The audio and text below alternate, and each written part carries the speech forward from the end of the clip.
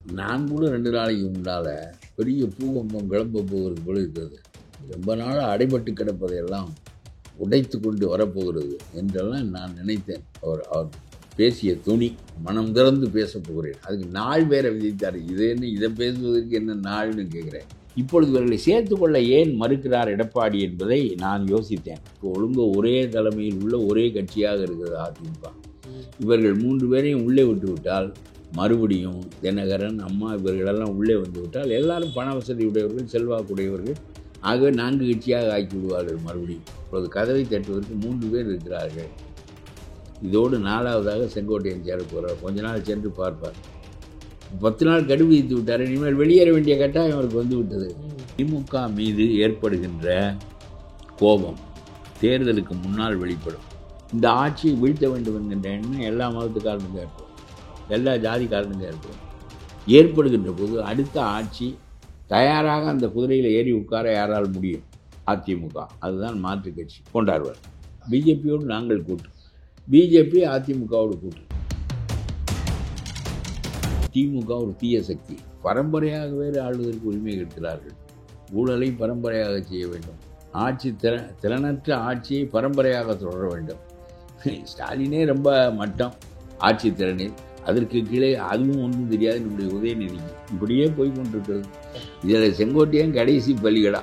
ஆனால் இன்றைய தேர்தலில் என்ன நடக்கும் என்று நான் நினைக்கிறேன் என்றால்,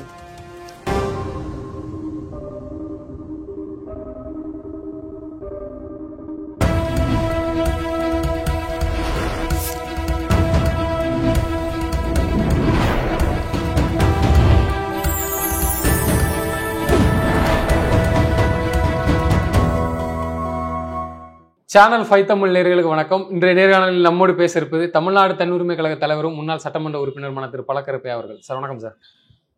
சார், செங்கோட்டையன் அவர்கள் பேசிய பேச்சு எல்லாருமே எதிர்பார்த்துட்டு இருந்தோம், என்ன பேச போறாருன்னு. இந்த விஷயத்தை நீங்க முதல்ல எப்படி பாக்குறீங்க? நான் கூட 2 நாளைக்கு முன்னால் பெரிய பூகம்பம் கிளம்ப போகிறது போல இருக்கிறது. ரொம்ப நாள் அடைபட்டு கிடப்பதையெல்லாம் உடைத்து கொண்டு வரப்போகிறது என்றெல்லாம் நான் நினைத்தேன். அவர் பேசிய துணி, மனம் திறந்து பேசப் போகிறேன். அதுக்கு நாள் வேற விதித்தார். இது என்ன, இதை பேசுவதற்கு என்ன நாள்னு கேட்குறேன். இது ஏற்கனவே 6 மாதத்திற்கு முன்னால் அது அமித்ஷாவால் தூண்டப்பட்டு இவர் டெல்லிக்கு போய் அவர் ரொம்ப ரகசியமாக போய் வெவ்வேறு விமானங்கள் மாறி போவது தெரியாமல் போய் பிறகு வந்து இந்த வேலையை செய்வதற்கு தானே ஏற்கனவேயும் அமித்ஷா இவரை வைத்திருந்தார். பிறகு அந்த முயற்சி இவர்கள் பல பேர் சென்ற தேர்தல், பாராளுமன்ற தேர்தலில் பிஜேபி எடுத்த தவறான முடிவுகளை ஒழுங்குபடுத்தி கொள்ள வேண்டிய கட்டாயம் ஏற்பட்டது. அதாவது எடப்பாடி ரொம்ப பலவீனப்பட்டு விட்டார் என்று சொன்னார்கள். அந்த இடத்திற்கு மாற்றாக தாங்கள் வரப்போகிறோம் என்று சொன்னார்கள். இதை அண்ணாமலை முன்னின்று செய்தார். அண்ணாமலை செய்த அறியாமை மிகுந்த அரசியலில் தலையாயது ஸ்டாலினை 40க்கு 40 வெற்றி பெற வைத்தது. ஒழுங்காக பாமக அந்த பக்கம் ராமதாஸ் கூட்டெல்லாம் பேசி வைத்திருந்தார்.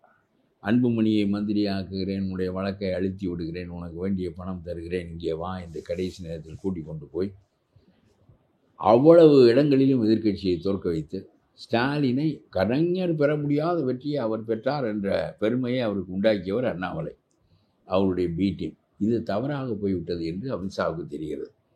பிறகு இதை அதிமுகவோடு சேர்ந்து தான் இந்த அரசியல். திமுகவை பலவீனப்படுத்த முயல வேண்டும். பிறகு அதிமுகவுக்கு மாற்று அரசியலாக தன் அரசியல் எடுக்க வேண்டும். அதுதான் நல்லது. என்றால் திமுக ஒரு தீய சக்தி. அந்த தீய சக்தியை அகற்றிவிட்டு மாற்று சக்தியாக காங்கிரஸ்காரன் கவிழ்ந்து போய் கிடக்கிறான். 35-40 ஆண்டுகளாக ஒன்றுக்கும் லாயங்கள். இந்த பானா சிதம்பரம் இந்த மாதிரி ஆட்களெல்லாம் உருப்பட விட மாட்டார்கள். செல்வ பெருந்தகை இவர்களெல்லாம் உருப்பட விட மாட்டார்கள். காங்கிரஸை மாற்று கட்சியாக வர வேண்டிய கட்சி அது. பழைய காலத்தில் வருவதற்கான முயற்சியை அவர்கள் எடுக்கவில்லை. ஆட்சியை விட்டு இறங்கி இன்றைக்கு வரையிலும் 10 இடத்திற்கும் 5 இடத்திற்கும் திமுக காரனுடைய காலை நீக்கி கொண்டு திரிகிறார்களே தவிர அவர்கள் அந்த இடத்திற்கு வரவில்லை.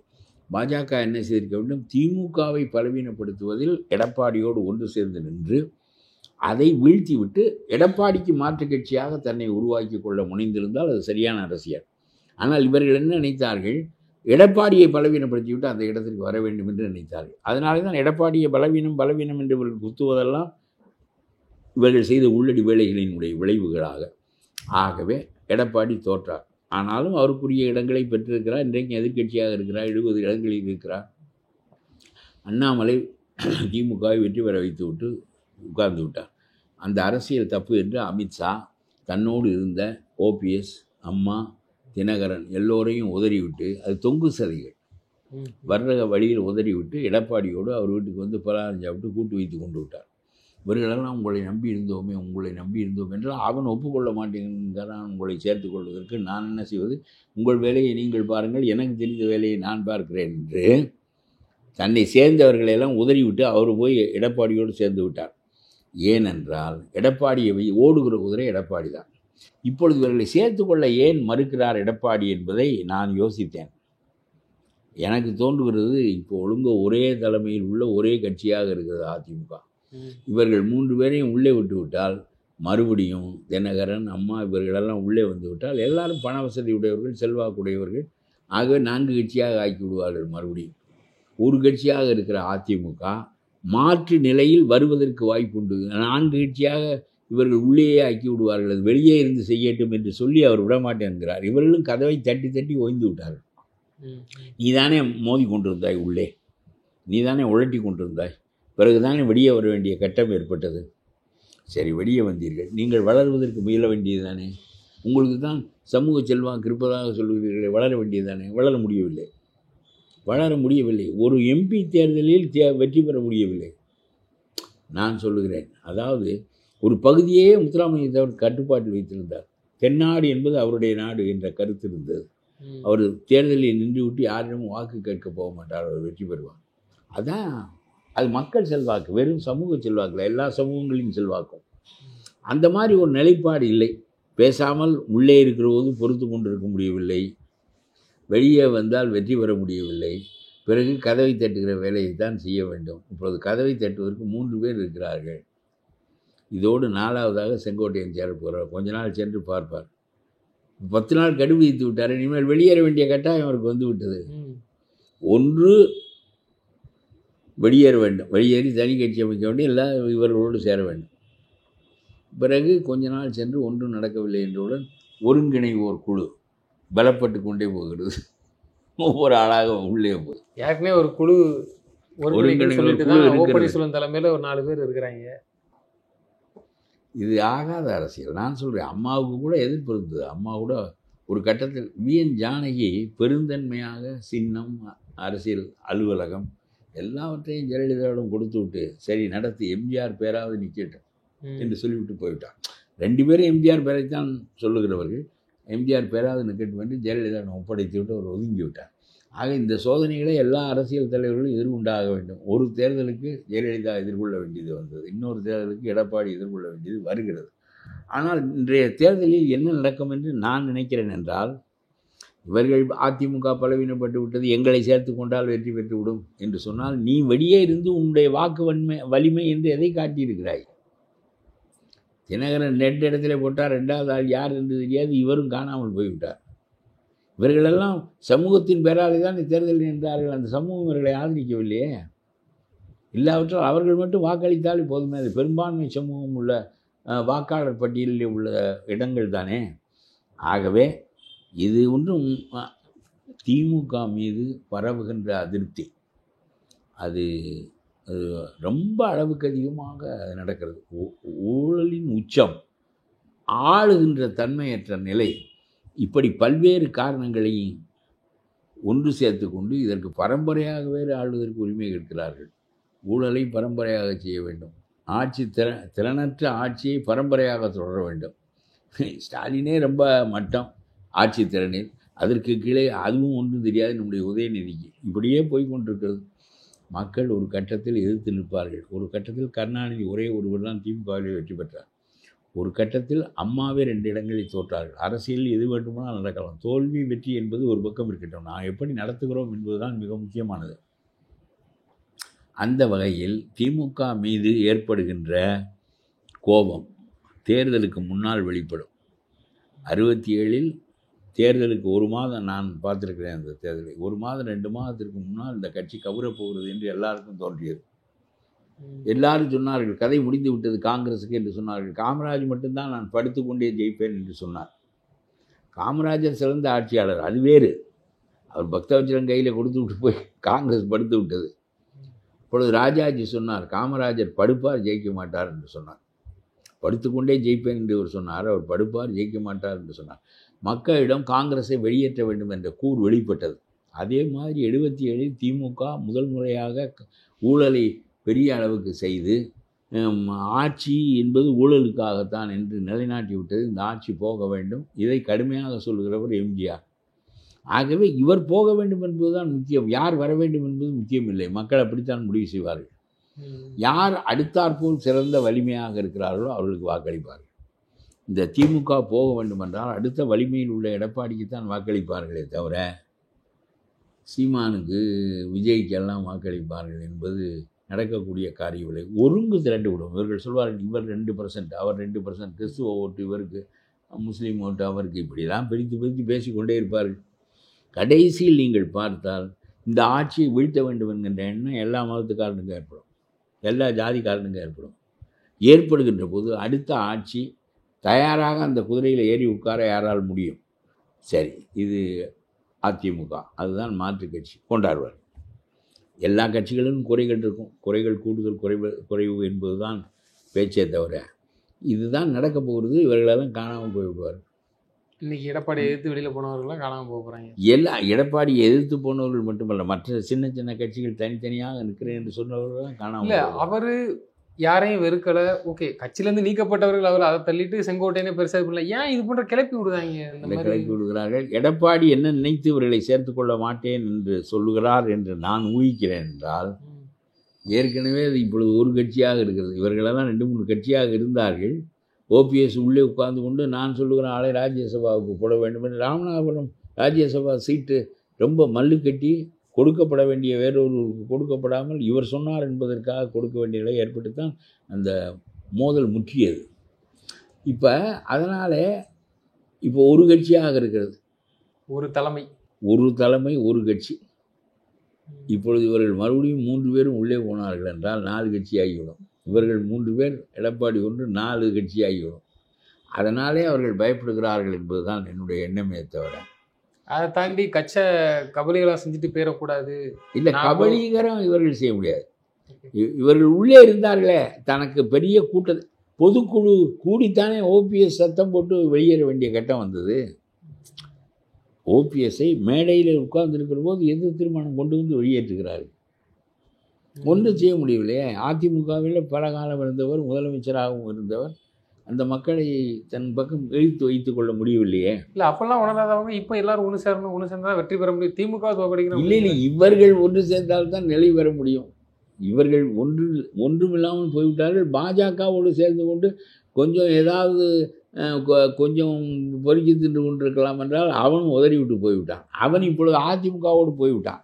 அதிமுக இவனை கூடாது என்று சொன்னால் அமித்ஷா நினைத்தாலும் சேர்க்க முடியாது. அதனால தான் இவர்களை கண்டுகொள்ளாமல் இருக்கிறார். அவர் கண்டுகொள்கிறாரா? இவர்கள் இப்பொழுது முதல்ல அமித்ஷா வழியாக முயன்றார்கள். இன்னும் உங்களோடு சேர்ந்தே இருக்கிறோம், நீங்கள் போகின்ற போது எங்களையும் சேர்த்து கொள்ளுங்கள். சரி, ஒன்று செய்யலாம். அமித்ஷாவோடு நாங்கள் கூட்டு, சரியா? பிஜேபியோடு நாங்கள் கூட்டு, பிஜேபி அதிமுகவோடு கூட்டு, எங்களுக்கு மொத்த இடங்களை தந்து விடுங்கள், நாங்கள் பிரித்து கொள்கிறோம் என்று சொன்னாலும் அது நடக்காது. அது எடப்பாடி முதல்ல பிஜேபியை சேர்த்து கொள்வதற்கே முக்கிய முனையை சேர்த்து கொள்கிறார். அப்புறம் அவரோடு வருகிற பாண்டுகளை எல்லாம் எங்கே சேர்த்து கொள்வது? நடக்காது. திமுககாரன் இவர்களுக்கு வேலை செய்வான், அதிமுககாரன் வேலை செய்வானா என்று சொல்ல முடியாது. எதிரியாக இருக்கின்ற வரையிலும் பிஜேபியோடு இவர்கள் தன்னுடைய இடங்களை பிஜேபி பகிர்ந்து கொடுத்தாலும் இவர்களுக்கு அவர்கள் வேலை செய்ய மாட்டார்கள். ஆகவே இவர்கள் தனியாக இருந்து தங்களை வளர்த்து கொள்ள முடியாமல் தானே கதவை தட்டுகிறார்கள். இப்போ பாருங்கள், எடப்பாடி வாருங்கள், நீங்கள் எல்லாம் மக்களிடம் நாம் ஒருமித்து நின்றால் தான் வெற்றி பெற முடியும், வாருங்கள் என்று எடப்பாடி பதறவில்லையே. ஒருமித்து நின்றால் தான் வெற்றி பெற முடியும் என்று குதிரையை ஓட்ட முடியாதவர்கள், நொண்டி குதிரை வைத்திருப்பவர்கள் தான் பேசுகிறார்களே தவிர அவர்கள் பேசவில்லையே. நீங்களெல்லாம் வாருங்கள், எல்லாவற்றால் வெற்றி பெற முடியாது என்று அவர் சொல்லவே இல்லை. அவர் பாட்டுக்கு அவருடைய கட்சியை கூட்டத்தை வளர்த்து கொண்டு அவர் பாட்டுக்கு போய் கொண்டிருக்கார். இவர்கள் நாங்கள் இல்லாமல் அதிமுக பலவீனப்பட்டு விட்டது, எங்களை சேர்த்து கொள்ளுங்கள். அப்போ இந்த தேர்தலுக்கு அப்புறம் செங்கோட்டையன் எல்லாமே பெரிய கேள்வி விடுதான் போலயே. இதில் செங்கோட்டையன் கடைசி பலிகடா, அவ்வளோதான். அவருக்கு பொறுக்க முடியல, நம்மளை போதுமான அளவு மதிக்கவில்லை என்று அவர் நினைத்தாரோ என்னவோ, அப்படி தான் சொல்லுகிறார். என்ன அதெல்லாம் அவர்களுக்குள்ளே உள்ளது. மனிதர்களில் எப்படி நடந்து கொள்ள வேண்டும் என்று நாம் தீர்மானித்து சொல்ல முடியாது. அவர் வெளியே வந்து வீணாகிவிட்டார். உள்ளேயே இருக்கலாம், உள்ளேயே இருந்திருக்கலாம். என்ன பெரிய மதிப்பு வரும் அல்ல. நம்முடைய பகுதியில் தானே நமக்கு செல்வாக்கு.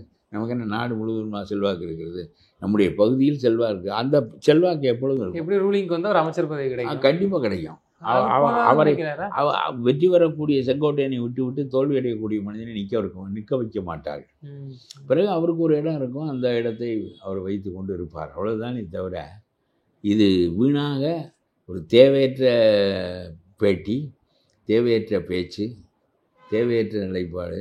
நான் சொன்னது போல் 3 பேர் மனு போட்டு கொண்டு இருந்தார்கள் அதிமுக. இவரும் கொஞ்ச நாள் வெளியே இருந்து பார்ப்பார். பிறகு இவரும் கதவை தட்டுகிறவர்கள் ஒருவராக ஆகிவிடுவார்.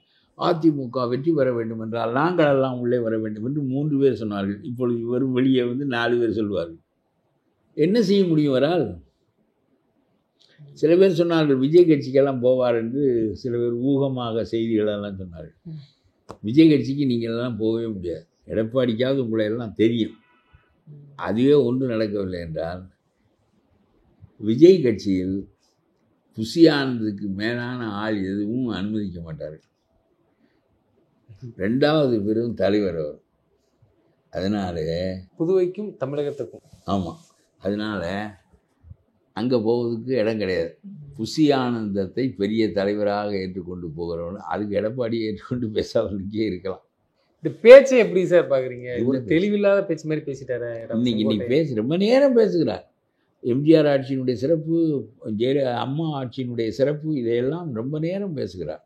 இல்லை பேசி பாயிண்ட பேசுறதுக்குமே இப்படி பேசிட்டாரு.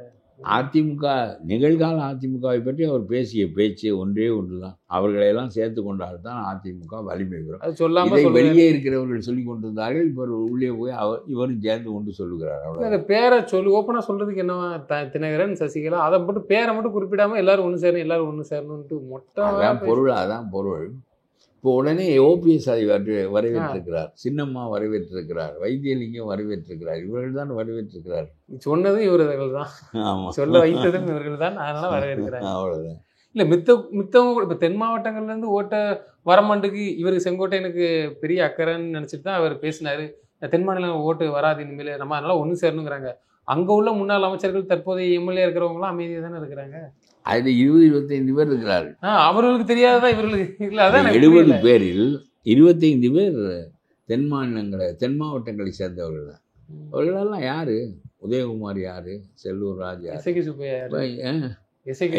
எல்லாரும் அந்த பகுதியிலிருந்து வந்தவர்கள் தானே. அவங்க சொன்ன சமூகத்தை சேர்ந்தவர்கள் தான். ஆனால் அவர்கள் யாரும் பேசுறதெல்லாம் இவங்க வந்து பெரிய அக்கறையாக பேசுறாங்க. ஆகாத பேச்சு, ஆகாத வேலை. மறுபடியும் இந்த 3 பேருக்காக இவர் பலிகடாக ஆக போகிறார் என்று தான் எனக்கு தோன்றுகிறது. பின்னாடி ஃபீல் பண்ணுவார்னு நினைக்கிறேன். ஆகின்ற வேலை இல்லை. ஒரு 2 நாள் மட்டும்தான் இன்றைக்கு பேசப்பட்டு நாளைக்கு மறக்கப்பட்டு அவ்வளோதான். இந்த பேச்சை பெருசாக எடுக்குன்னு பார்த்தாங்க, ஒன்றும் இல்லாமல் போயிட்டார். ஒன்றும் இல்லாமல் போச்சு. நிச்சயமாக சார், தொடர்ந்து தங்களது கருத்துக்களை பயந்தமைக்கு நன்றி.